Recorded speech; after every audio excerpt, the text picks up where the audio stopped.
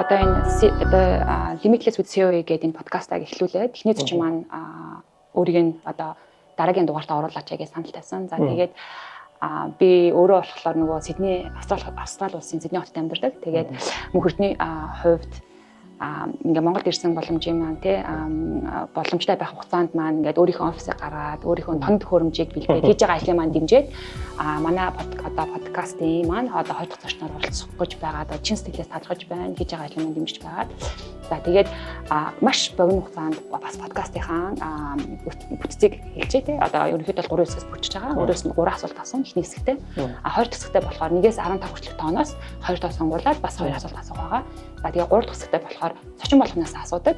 Монгол улсын хөгжилд одоо хувь нэмэр оруулахын тулд ер нь ямар алхмуудыг хийх хэрэгтэй вэ гэсэн энэ асуултаар ерөнхийдөө подкаст маань бүтцтэй явдаг байгаа. За тэгээд мөнхөрдөн маань эхлээд өөрийгөө танилцуулж болох уу? За би бас нэг юм нэмээд хэлэхэд би 2022 онд мөнх эрдэнэтэй бас бичлэг хийжсэн. За өнөөдөр болохоор мөнх эрдэнэ маань 5 мог капиталын CEO-гоор ажиллаж байгаа. Тэгээд ер нь сүүлийн үед яг юун дээр ажиллаж байгааг өөрийгөө бас манай подкастыг үздэг хүмүүст товч хэмжээнд танилцуулж болох уу?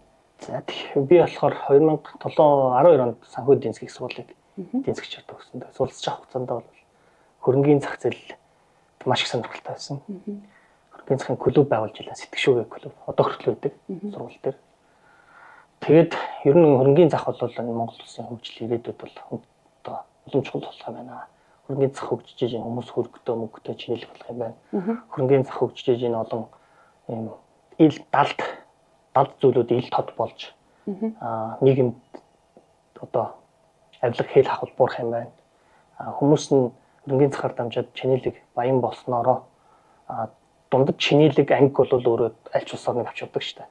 Тэгэхээр тэр анги томорсноор бол нийгэмд шудраг өсдөх юм байна. Тэгш байдал үүсэх юм байна гэдэг талаас нь ингээд оюутан байхдаа эхлээд бол эдийн засаг талаас нь судлаад ойлголт ингээд сулж явах явцдаа энэ нийгэм эдийн засгийн нөлөөллийг нь бол бас харж ирсэн. Тэгэхээр хөрөнгийн зах хөгжих юм бол Монгол улс бол хөгжих юм байна гэдэг л ийм л итгэл үнэмшилтэй гэдэг. Одоо сургуулаа төгсчихсэн. Тэгээд тухайд бас энэ үнцасны компанид орсон. Танаа даатгалын компанид орсон, буцаад үнцаснд орсон, тэгээд банкнд орсон. Тэгээд одоо энд байгаа гэсэн үг. Тэгэхээр энэ зах зээлд маш тууштай явж байна. Тэгээд одоо насын эцэлтлээ явна. Одоо бол жинхэнэ яг энэ зах зээл хөгжих гэж байна. За баярлаа. За тэгээд эхний асуултыг асууя. За долоо байгууллагт те бас ийм болон ойрын зураг байдаг те. Тэгэхээр яг тэр байгууллагын зорилгот хүрэхин тулд өөрийнхөө ажилчдыг одоо хэн чиглүүлж ажилдаг вэ? Одоо CEO хүн чинь яг тэр зорилгыг байнга сануулж авах хэрэгтэй хүн байдаг шүү дээ те. Ер нь бол би бол бизнесийг тэгж шаардсан ашиг болох биш. Хүнд хэрэгтэй юм хийх гэж боддог. Хүнд хэрэгтэй юм хийхдээ бусдын хийгээгүй байгаа. Тэгтээ хүнд хэрэгтэй юм хийх. Өөрөөр хэлбэл өрсөлдөгчдийнхээ хийгээгүй байгаа зүйлийг олж хараад тэр нөгөө талдаа харилцагчдын маань асуудлыг шийддэг байх хэрэгтэй. Тэгэхээр энэ хоёрын огтлцол дээр байгаа зүйлийг л бүтээгдэхүүнлэгээ болгож гаргах хэрэгтэй гэж боддог. Тэгэхээр нэгдүгээрт бол би бол энэ ажилчтай л та ингээд хүнд одоо их нэртэй нөхөртөө за ашиглаад аав ээжтэй хоол хийж өгч ингэж бодох хэрэгтэй гэж.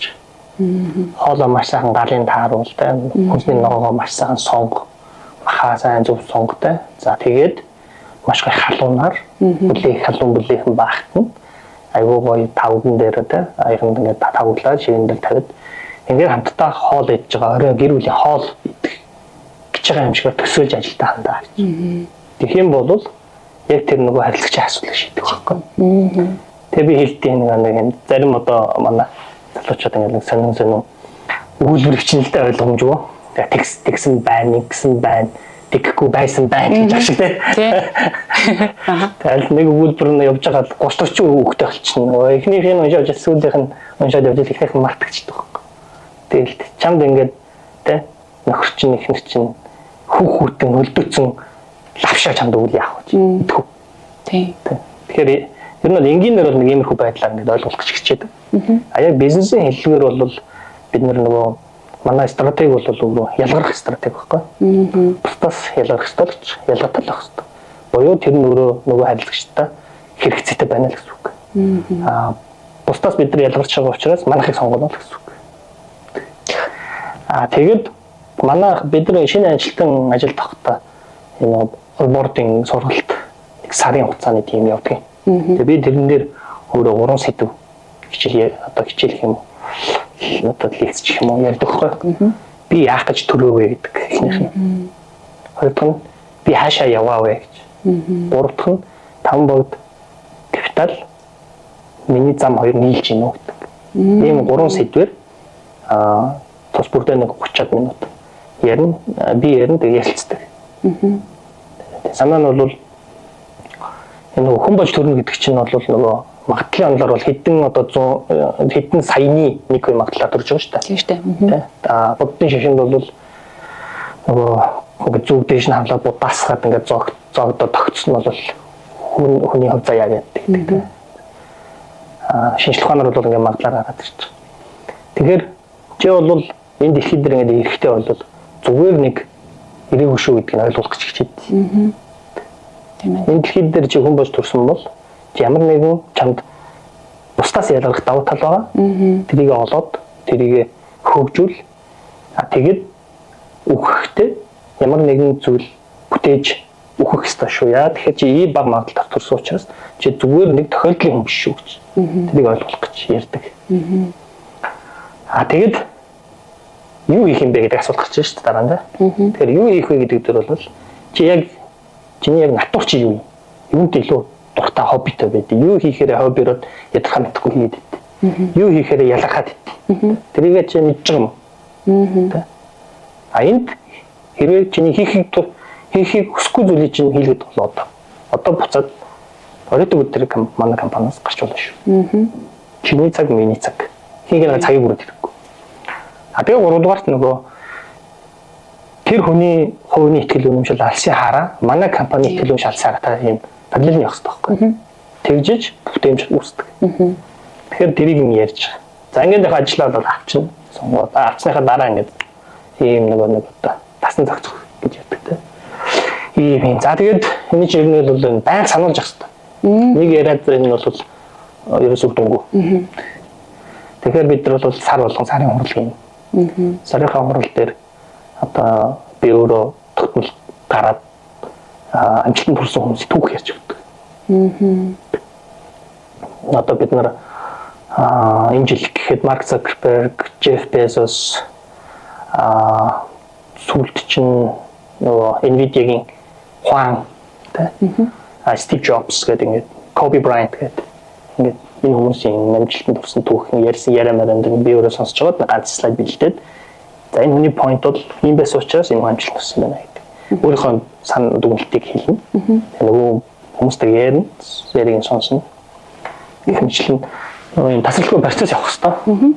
За тэгээ мэдээж өдөр тутам бол ингээд сайхан үргэлж сайхан ажиллаад авах хэрэгтэй. Тийм шүү дээ. Тийм сайхан ааштай ууртай дууртай. Тэглэн да. За тэгэхээр одоо мөнгөчний хувьд болохоор компани удирдахдаа одоо би болохоор яг ингээд саяны ярианаас ингэж ойлгож байгаа байхгүй тий. Өөрөө бүр ажилтаа ер нь бол коуч хийх юм байна. Тэгээд ажилчдын value компани одоо энэ value одоо зорилго мишнтэй нийцэх хэрэгтэй. Тэгээд саталал байхгүй байгаа тэр бүтээгдэхүүнийг гаргах замаар ер нь бол харилцагчдынхаа асуудыг шийддэг.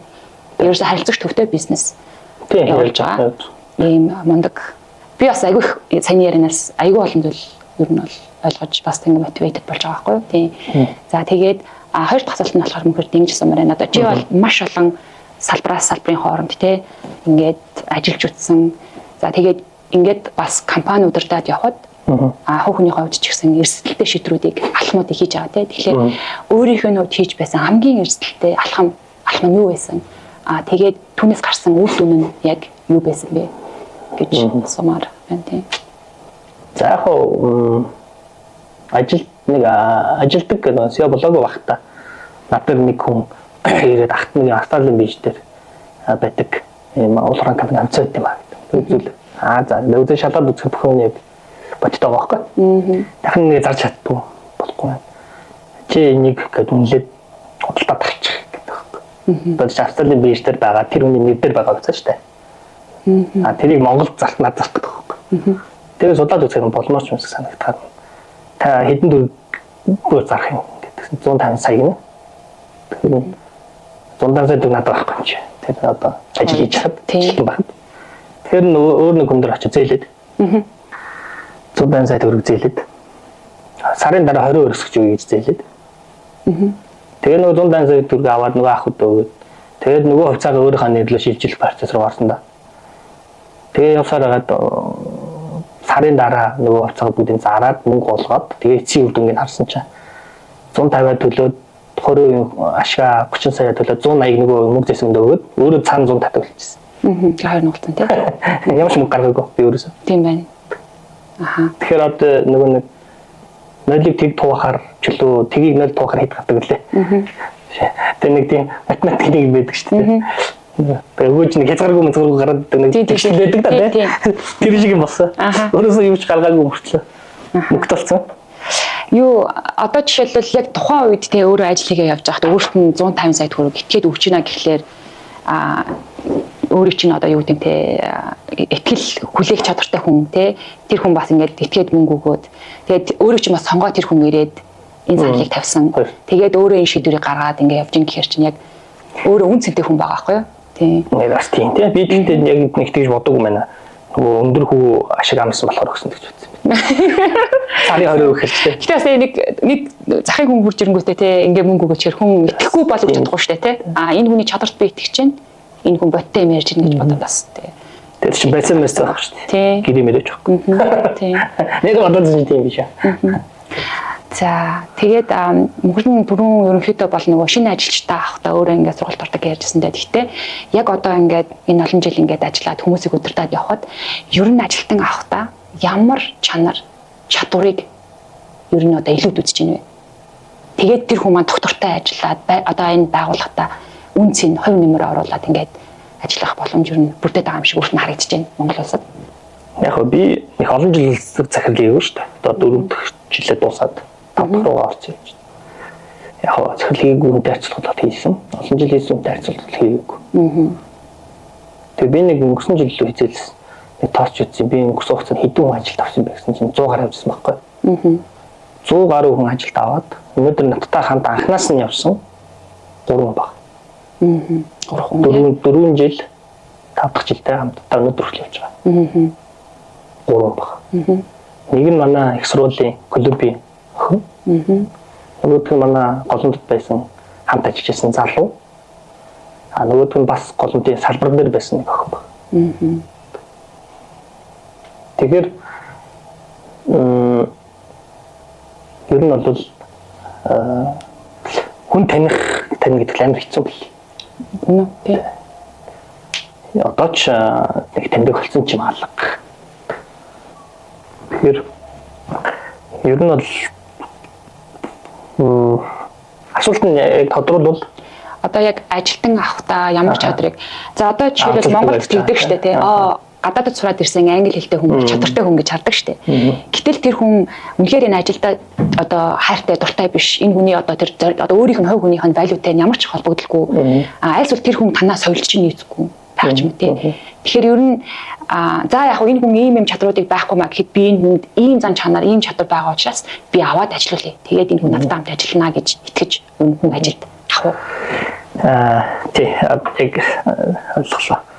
Одоо тэр 3 хүний ингээ харахаар хинэж гадаад төгсөв. Хинэж бакалавргүй, мастергүй, гадаад төгсөв бүгд дотоод нэг. Хоёрдугаар эхнээсээ одоо ингээ CFA шалгалт өгөөд level 1 2 ингээ даваад явж байгаа. Тэгэхээр тэр гадаадд сурсан мөрсөн зэрэг мэрэг нэг ч болох шин шүү хамаа. Яг уу тэр орчиндөө чухал байж магадгүй. Монголын энэ бизнесийн орчин, ажлын орчин гэдэг чинь өөр юм байдаг байхгүй. Тэгэхээр эндээс юу хэлэх гэдэг нь би бол одоо ингээд энэ өнгөрсөн хугацааны алдаа оноос ингээд харахад бол эхлээд зөв хандлагатай хүн авах хэрэгтэй байна гэж боддог.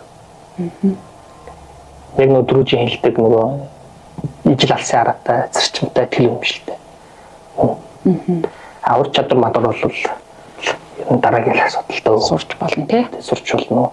Хандлага сайтай хүн бол мэдгүй ч гэсэн мэдчихдэг байхгүй. Тий. Өөрийгөө лаг утцсан тодорхой хэмжээнд мэдлэгтэй хүн байж болно. Тэр хүн бол мэдээж өндөр цалин, өндөр урамшуул авах болгохыг хүснэ. За өгж болно. Гэхдээ асуудал нь юу гэхээр яг ингээд мөнгөний араас яваад байвал хизээч амжилтанд хүрэхгүй. Мөнгө би бол ингэж бод. Мөнгө бол үр дүн багхгүй зорилго биш. Тэ. Түрүүн би бас хэлсэн нэг компани бизнес гэдэг нь ашиг болохын төлөө биш. Хүний асуудлыг шийдэхин төлөө гэж. Хэлээд байгаа нь. Бид тэр хүний асуудлыг шийдэх гэж тэр мөнгө өгөх байхгүй гэсэн. Тэгээ орлого болно, тэгээ ашиг болно. Тэр бол үр дүн. Тэгэхээр одоо хүн ч гэсэн учир зүггүй мөнгөний араас хөөцөлтөд байвал хэзээч нэгдүгээр тэр ханахгүй. Тийм. Одоо нэг тухайд цалин өслөө юм нэмэгдлээ. Жоо хэдэн сар хавь. Тэгээ байхгүй. Болчихно. Харин яг ажилдаа дуурлаад, эрг хандлаараа ажилдаа дуурлаад чадахгүйсэн ч гэсэн чадахын төлөө хийгээд чаддаг болох юм бол нэгдүгээр өөрөө юм сурч байгаа. Хоёрдугаар тэр хүн зогсохгүй байхгүй. Цаашаа ингэ өргөжлүүлээд өөрөө ингэ хийгээд яваад байна. Асуудлуудыг шийдэл, хүний харилцах асуудлыг шийдэл яваад байгаа нь өөрөө эргээд тэр хүнд үржимсэн ашиг одоо цалин боловсруул болж тэр нь өөрөө тасалдгүй нэмэгдэх байхгүй. Санал нэг байна. За мөхөрчнээ хоёул одоо подкастынхаа дараагийн 2 дугаар хэсэгтээ оръё. За надад одоо ингээд ерөөхдөө 1-ээс 15 хүртэлх асуултууд байгаа. Тэгээд мөнхөрчний хувьд өөрийнхөө одоо энэ 1-ээс 15 хүртэлх тооноос тоо сонгоно. Тэгээд тэр тоон дээр байгаа асуултыг би өөрөөс нь асуух юм. За тэгвэл 8-9-ийг сонгоч. 8-2-ыг сонгох тий. За би утаснаас хараад байгаа юм. За 8 дээр бол ийм асуулт байна. За мөнхөрчний хувьд өөрийгөө яг сүүлийн үед өөрийгөө одоо яг ямар ч чадрыг хөгжүүлж байна юм. За би сүүлийн 1 жил гүйж байгаа. За нэгдүгээрт бол яг шалтгаан нь 30 гарлаа, 34 5 боллоо. 20 насны ирч хүч бол байхгүй болж байна. За тэгээд цаг хугацааны хүчийг одоо ухаарж эхэлж байна шүү дээ. Айхтар хөшөрч өгч гэсэн хөшөрж байна. Тэгэхээр хүн одоо би бол ингээ 20 30 хүртэл бол би мөнгө амьдрах юм шиг л боддог гэсэн. Одоо бол би нэг өдөр өгөх юм байна гэдгийг ойлгож байгаа. Ойлгоод ухамсарлсан. Тэр хүртлээ одоо тэгвэл яаж ирүүл сайхан хүртэл тэ. Тэгээд манай ах өнгөрсөн 1 сарын 1-ээс гүйж эхлээд манай ах болдогч тэгэхгүй. Бас л над жилийн бодол төрсэн бах юм бол шинэ нөгөө хөвгт мөхт гараал тэ дахиад. Тэгээд үүрэг хариуцлага нэмэгдэв л тэ. Эхлэхээр л гэж бодсон юм шиг. Тэгээ гүгээд манай ах ч 1 сарын 1-ээс гүгээд тэгээд би 8 сард араас нь одоо орж гүгээд тэгээ одоо нэг жил нэрээ яг жил болж байгаа юм шүү дээ. Гүйж эхлээд тэрийг хөгжүүлж जैन. Тэгээд энэ бол мэдээж шалтгаан юм байсан. Өөр дагавар. Үр дүн нь бол юу гэхээр за мэдээж хэрэг ич хүчтэй болчих те. Бүх одоо энэ гүйлтж ерөөсө одоо сэтгэл санааг сайжруулна. Тийм. Өдрөг одоо болгоно. За биеийг бол илүү ич хүчтэй болгоно те. За тэгээд хоол шингэж сайжирна. Ясны тулгуур, эрхтнүүдээ яс тулгуур одоо бүтэц сайжирна. За тэгээд 7 хоногт ер нь 5 гүөх юм бол одоо бид байгаа өвчний 90% итгэл гэж байгаа. Тэгэхээр ийм үр дүнгууд. Яг тэгтээ би одоо бол бүр ингээд гоё юм гэхээр би ингээд би жил гүгээд 3 юм ойлгосон. Нэг нь юу гэхээр ямар ч удаан гүйж байгаа хүн ямар ч хурдан алхаж байгаа хүнийг гүйцэд юм бий. Өөрөлдөө энэ бизнес дээр юу гэлээд байгаа гэхээр тасралтгүй ажиллаад зүтгэл хөдөлмөрлөл ах юм бол эзэний өдөр чинь 20 хүрнэ. Удаан ч хамаагүй шүүж байгаа хэрэг. Тэ? Яаж ч удаан гүйж байгаа хүн яаж ч хурдан алхаж байгаа хүнийг гүйцэд юм бий. Би энийг нөгөө ингээ бизнес рүү хөрвүүлж ойлгохдоо одоо сайн шиг ойлгож байгаа байхгүй. Тасралтгүй ингээд зүтгээд хичээгээд үзэх юм бол өнөөдөр манай компани зах зээлдээ 2 3 байна. Нэг өдөр нэгт орох юм байна л гэж. Хоёрдугаар зам чи ингээд шулуун биш шүү дээ. Ингээд тойрог байгаа. Гүйж байгаа зам. Яг энэ хэсэгт ингээд урд ингээд гүйж хүн байхгүй. Энийг ингээд тойроод ингээд ирэхэд хар мянган хүн ингээд алхаад явж байгаа байхгүй. Тэгэхээр хүн ингээд энийг би бас бизнест юу гэж ойлгоод байгаа хэрэг.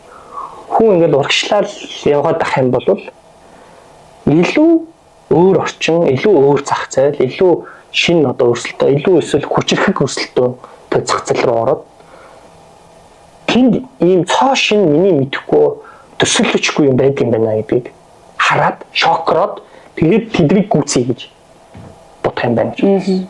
Одоо жишээлбэл за Монгол жижигхэн зах зээлтэй. Монголд бид нэр ингээд асуулга болчих.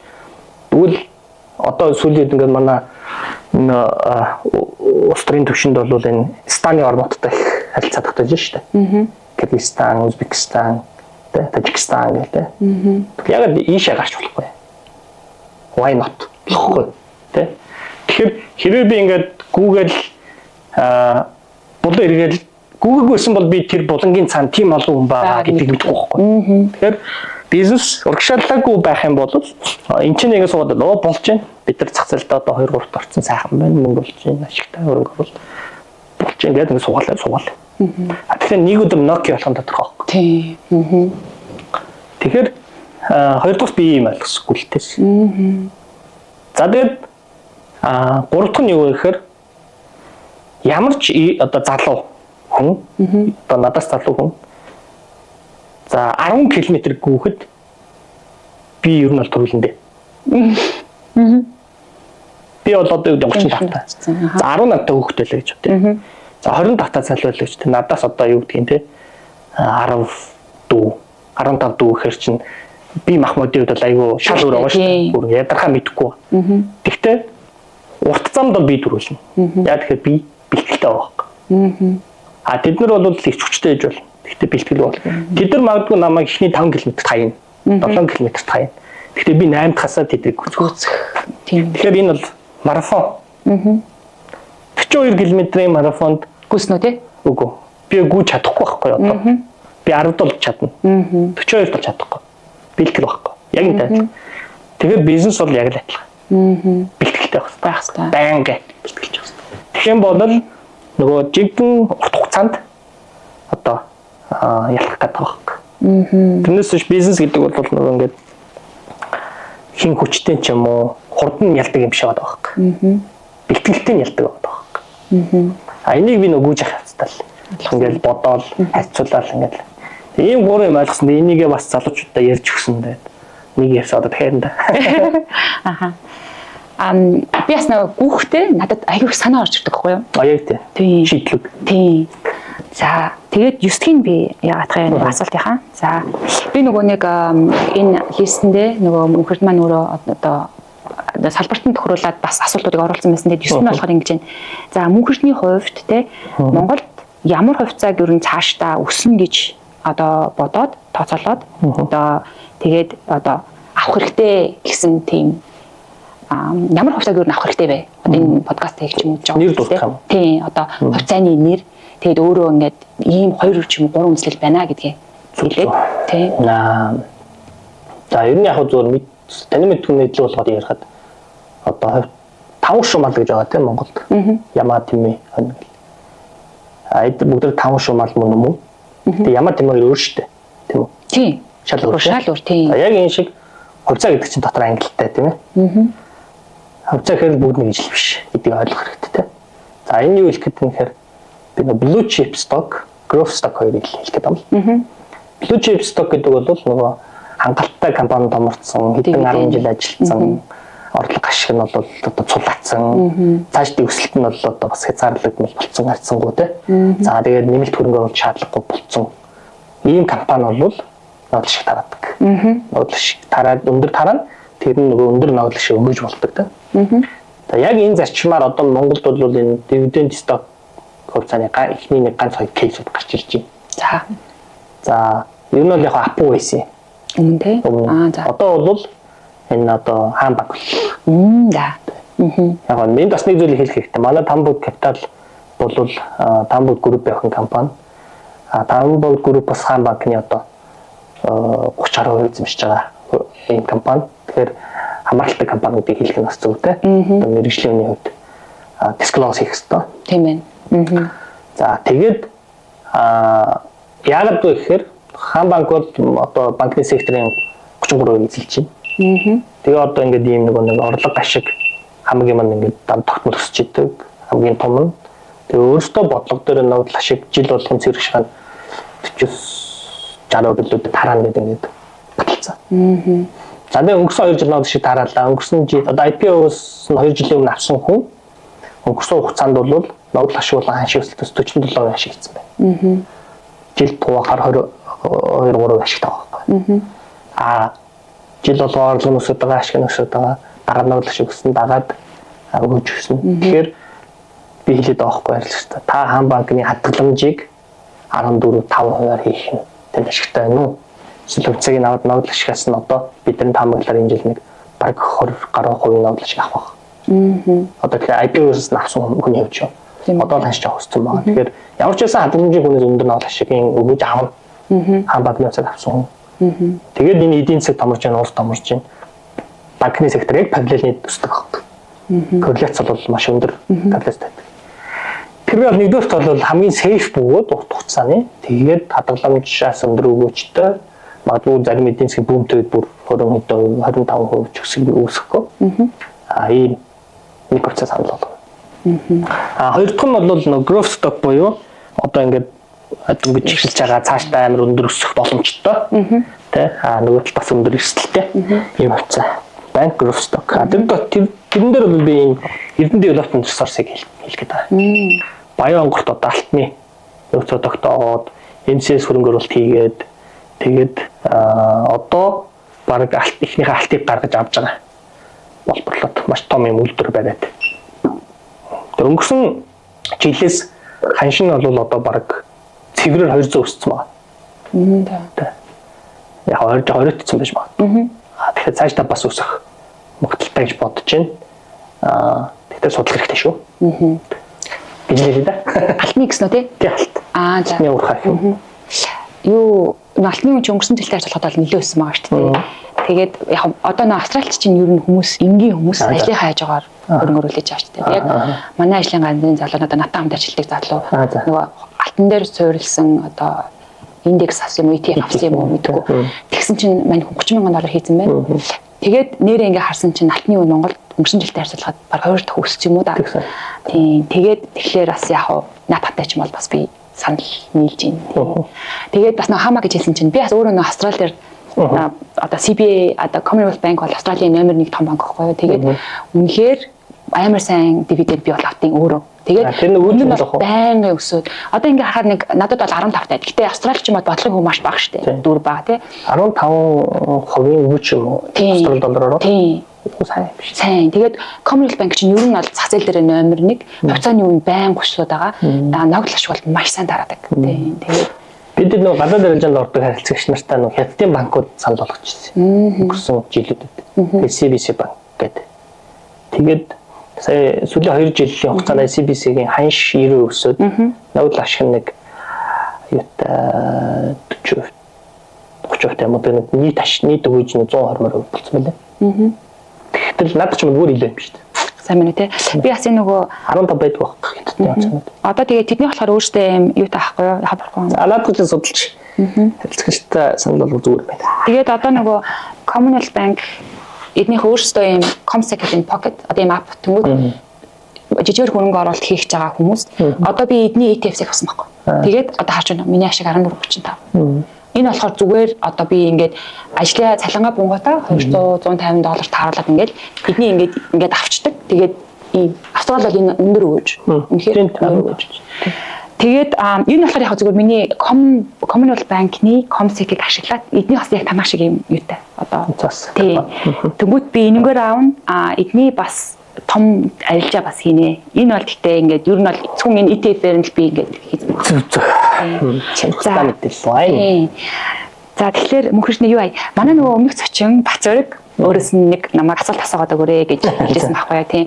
Тэгээ Бацөргийн хувьд болохоор өөрт нь ер нь бол нөгөө нэг яг ажил амьдралын карьерт нь бас их айгүй тийм эргээр нөлөөлсөн хүн бол өөрөө ч ингэж хэлж ирсэн. Тэгээд өөрөө ч бас талж байгаагаа илэрхийлсэн байгаа манай өмнөх дугаард оролцохдоо. Баярлалаа. Тэгээд нэг зүйл асуухыг хүссэн байгаа. Өөрөөс нь тэрний юу вэ гэхээр олон жилийн туршид өөрийг тань одоо мэддэг хүнийхээ хувьд мөнхөр нь ингээд ер нь бол дандаа өсч идэг одоо ажил амьдрал карьерийн хувьд. Тэгээ яг тэр өсөлт өөрийг нь ингээд байнгын өсөлттэй байх тэр мотивашныг өгдөг зүйл нь юу юм бэ? Дандаа тийм өсөлт одоо growth mindsetтэй байх. Тэр өөрийнхөө тэр нөгөө нэг эрч хүчээ авдаг зүйл нь юу юм бэ гэдэг асуугаад өгөөрэй гэж хэлсэн. Чи хэцүү асуудал. Харилцаа.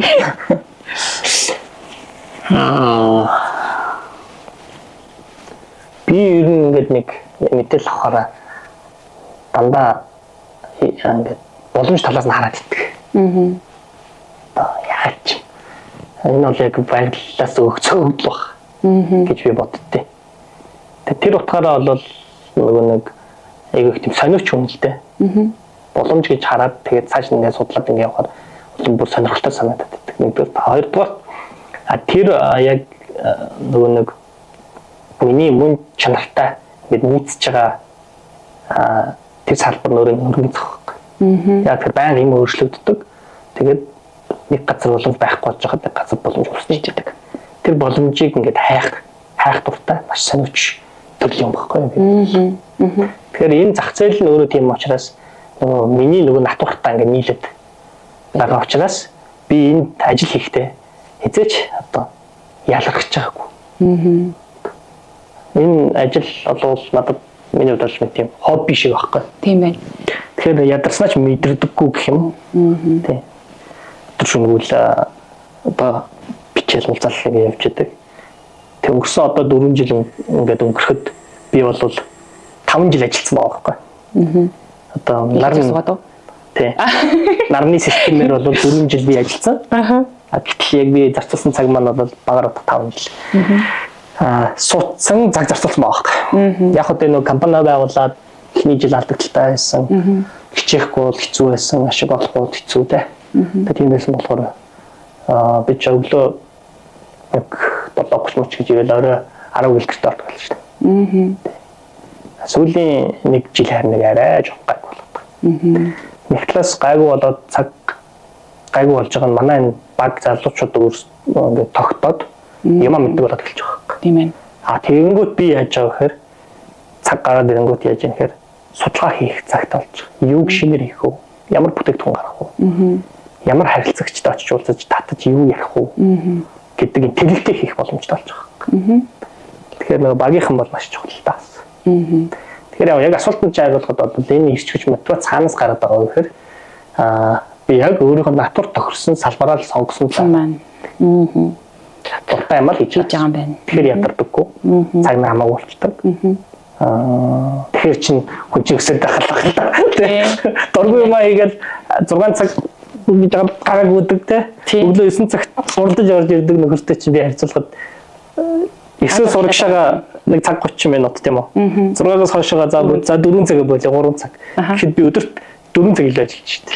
Тэгэхээр чинь би 8 цаг ажилладаг хүнээс би 12 цаг ажиллах хар чинь тийм яаж ч бодсон зарчмын хувьд бол би ялна штэ. Тийм штэ. Тийм. Тэгээд 8 цагийн тэр хүн ингээд судал бүглөө сурж байгаа хүний бүтээмж ямар байх вэ? Хоббигоороо юм хийж байгаа 12 цаг ажиллаж байгаа хүний бүтээмж юу байх вэ гэхээр чинь нөгөө 8 12 хэш нэг 50% зөрөө юу те. Тэр 50% чинь дахиад магадгүй 50%-аар өсөх байх. Тийм байна. За. Гоё харилт байна. Тэгээд ер нь бол энэ нөгөө подкаст хийх гол санаа маань өөрөө те. Монгол улсын эдийн засгийг авч явж байгаа энэ хүмүүсүүдийн те үзэл бодлыг бусдад түгэх. Яг хүн болгонд CEO нартай уулзах боломж байдаггүй. За тэгвэл яг энэ Монгол улсын эдийн засгийг авч явж байгаа хүмүүсийн хувьд те ер нь Монгол улсыг хөгжүүлэхийн тулд одоо юу их хэрэгтэй вэ гэж харж байгаа гэдэг яг энэ сүүлийн асуултыг бол бүх зочдоос асуудаг. Тэгэхээр мөнхөрчний хувьд юу гэж бодож байдаг вэ? За яг Монгол улсын эдийн засаг масыг авч яваад байгаа юм бол алга. Тэр одоо энэ асуултыг бол магадгүй одоо топ 250-д орсон байгаа компани захирлуудаас асуувал шал өөр юм хэлэх баг. Би зүгээр залуу хүний хувьд өнцгөөс хариулъя. Би нэг сүүлийн үед нэг юмд санаа зовоод байгаа. Тэр юу гэхээр манай энэ залуучууд энэ өнөөгийн нийгэм эдийн засаг энэ одоо орчин байдлаас болоод ихтгэл үнэмшилгээ алдах үедээ л гэдгсээ хайж байгаа. Энэ Монгол улс бүтэхгүй юм байна. Энд амьдраад хэрэггүй юм байна. Энд хөдөлмөрлөөд мөнгөтэй болохгүй юм байна гэдэг энэ ихтгэл найдвараа алдах үедээ л гэж гэдэг л би их санаа зовдөг болсон сүүлийн үед. Тэгээд яг өөрийнхөө хэмжээнд талбар дээр гараад ихс чадахгүй бас цааш. Өөрийнхөө хэмжээнд энд байгаа хэд одоо 35 залуучууд байна. Энэ хүмүүсийнхаа одоо нэг янз бүрийн уулзалт муулцд яриа хөрөөгөөрөө дамжуулаад алдах гэж хичээж байна. Тий. Яг итгэл үнэмшлээ хүн алдвал тэгэл юм бүх юм алдчихж байгаа л да. Тэгээд залуучууд ялангуяа одоо энэ улс орны ирээдүг авч явна шүү дээ. Байгалийн хууль гэж юм байна. Одоо энэ хүмүүс ч бүгд үргэлж байгаад байхгүй. Тэг ойлгомжтой. Энэ бол юу нэ энэ үнэ. Цаг нь ирэхэд бид нар бэлэн байх хэрэгтэй байхгүй уулна.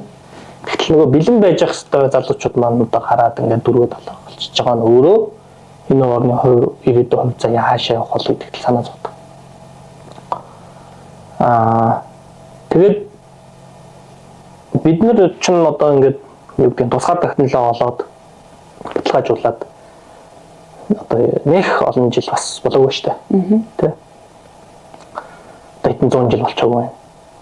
Тэгсэн мөртлөө энэ Азийн цээжинд маш том газруудтай баялагтай хөгжүүл бүрэн боломж байна. Сайхан амьдрыг бол асуудалгүй бүх нөөц болцоо байгаа байхгүй. Тэгэхээр залуучууд маань одоо яг ийм ихтгэл үнэмшилтэйгээр улс орныхоо одоо ирээдүйн хойч үе энэ болоод тэгээ одоо бид өрөөгч гэсэн үг нь өрөөхтэй ядаж бас бодоод те ийм нийгэмд бол үлдээж болохгүй шүү дээ. Тийм шүү дээ. Ямар одоо хэрвээ ийм нийгэмд одоо би л хөвгтэй байвал тэг 50 нойрсгүй баг. Сүнс нь байх гэрэл тэг харагдчихсан ч гэдэг шүү дээ. Бараг тийм болох байх. Тэгэхээр итгэл найдраа битээ алдаараа те залуучууд тэгээд хүн бол хөдөлмөрлж яхад бол үр дүн төрдөө шүү. Би бол одоо манай ээж бол их сургуулийн багш байсан. Барилгын компанид барилгын инженер хийжсэн. Айлын манайх дөрүүлээ хайлаас ихээсээ би айл хамгийн бага нь биднэрт бол уламжлсан хөрөнгө байгаагүй. Хаагч том албан тушаал байгаагүй. Артын хөлтөд.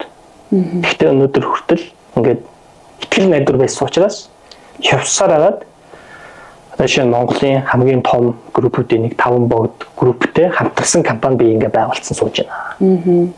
Тийм ээ хамтгийн хөрөнгө оруулалттай хамтарсан компани. Тэгэхээр боломж бол байгаа шүү. Бити бууж өгөөрэй.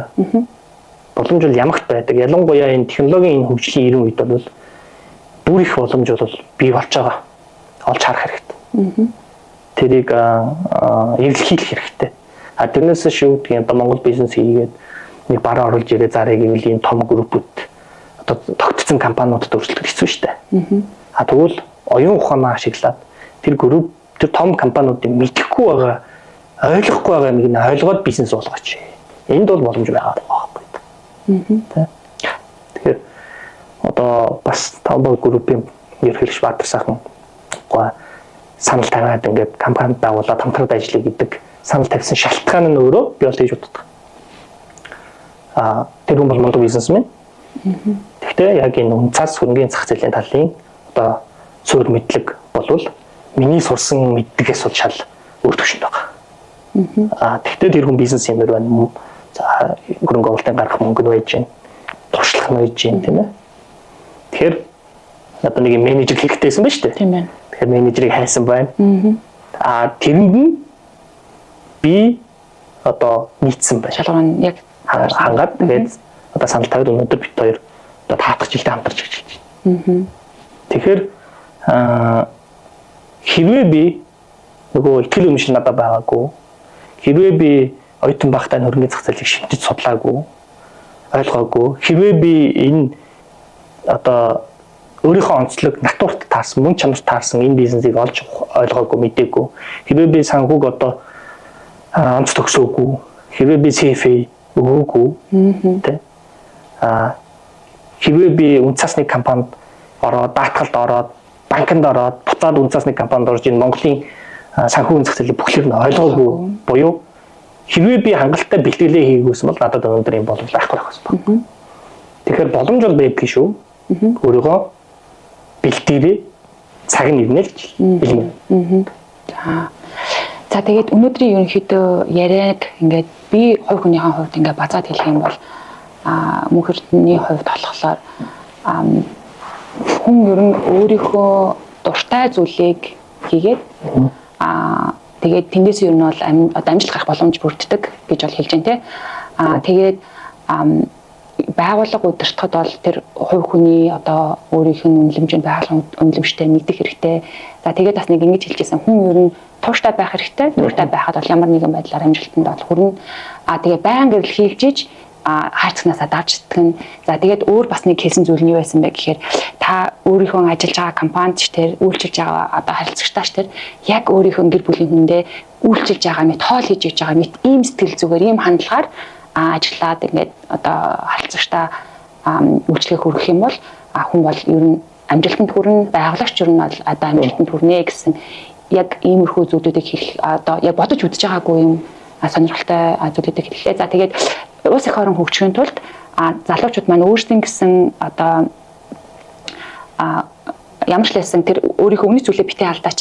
Тэгээд тууштай хөдөлмөрлөх хэрэгтэй. За тэгээд тэр олдсон боломжоо атгаад ингээ хөдөлмөрлөөд явхад хүн хөгжихөд улс одоо түүнийг дагаад ерөнхийдөө бол хөгжнө гэсэн яг иймэрхүү санаануудыг хэлсэн байна. Тэгээд энэ дээр нэмээд өөр сүлийн хэлэх зүйл нь эсэл гарах хэрэгтэй.